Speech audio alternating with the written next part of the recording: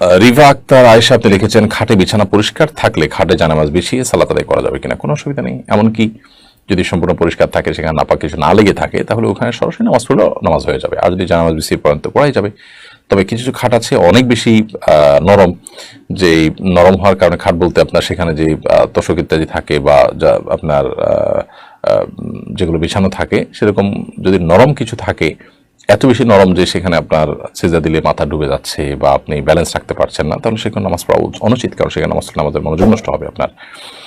But যদি সেরকম না হয়, সাধারণভাবে নামাজ পড়ার মতো থাকে, তাহলে সেক্ষেত্রে অবশ্যই সেখানে নামাজ পড়তে পারবেন। আমাদের কাছে আজকে অনেকগুলো প্রশ্ন আসছে পাঠ্যপুস্তক নিয়ে, পাঠ্যপুস্তক এবং আমাদের শিক্ষা বিভাগ নিয়ে আমরা দুশ্চিন্তাগ্রস্ত। সাধারণ মানুষের দুশ্চিন্তা কি পরিমাণ আছে, এটা আজকের প্রশ্নের দিকে তাকালে বোঝা যায়।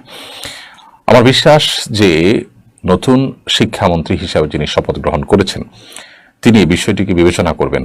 আমি তার প্রতি সম্পূর্ণ শ্রদ্ধা রেখে নিবেদন করতে চাই যে আমাদের লাইভ অনুষ্ঠানে যত মানুষ পাঠ্যপুস্তক নিয়ে, শিক্ষা কারিকুলাম নিয়ে তাদের চিন্তার কথা বলেছেন, এটা এদেশের বেশিরভাগ মানুষের যে টেনশন বা চিন্তা, সেটার প্রতিফলন ঘটেছে এর মাধ্যমে আমি মনে করি।